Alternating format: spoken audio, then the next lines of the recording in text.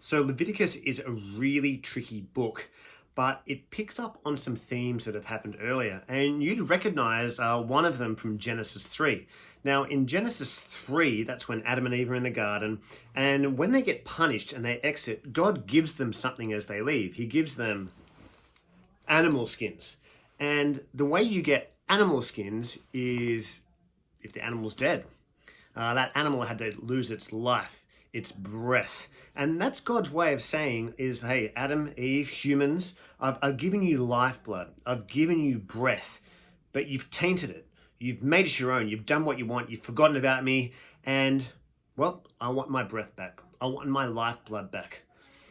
But instead of him taking it from us and killing Adam and Eve on the spot, the poor animal takes the place of the humans, and they lose their lifeblood, their breath, so that Adam and Eve can be clothed and go free. It's not fair. It's the animals have done nothing wrong. And it's the same thing with the two goats. So in Leviticus, you saw, this is a goat. Do you like my goat? I didn't know how to draw a goat. Seriously, anyway.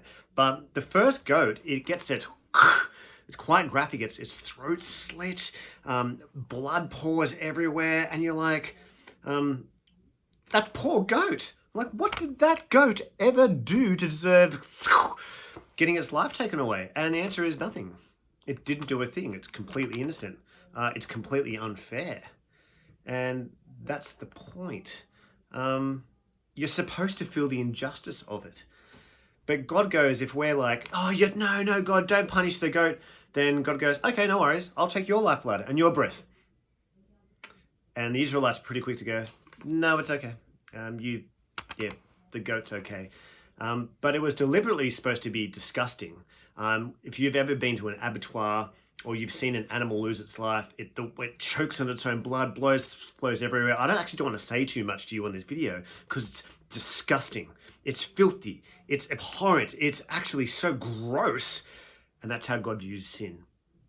And God goes, hey, all the sin, you don't think it's gross. I do. And this is my way of letting you in on what it's like. So that's goat number one. But here's the other thing. Oh man, that goat looks like I'm like a cow or a pig. I'm terrible at this. This is the scapegoat. And the scapegoat was the one in the video where you saw like the priest put all the sins on the goat, and it would go out into the wilderness. And it's God's way of distancing sin and shame from the Israelites. Like, wow, it's gone, it's at a distance, it's forgotten. And that was symbolic. And the reason that's all relevant, and I'm skipping ahead here to like later in the term in term 3, is that Jesus is actually goat number 1 and 2. So he's number 1 because his blood spills. He is innocent. It's completely unfair. It's so unjust.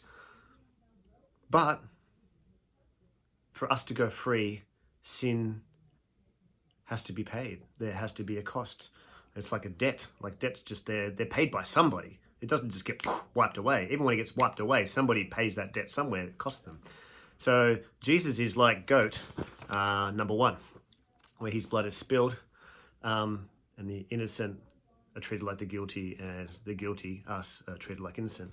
But he's also number 2. He's the scapegoat, and he goes actually even into the desert. There's one story he goes in the desert, but all the shame and the cross was a shameful thing, and it was all put on him, and he has distanced sin from us so that we can come into God's presence and be accepted by him. So hopefully you can see that even on a human level, the book of Genesis and Leviticus and the New Testament stories about Jesus, they're all connected, and it's quite fascinating. It's a horrible process, but there's a lot of mercy and, strangely enough, a lot of beauty in it for humans when we accept.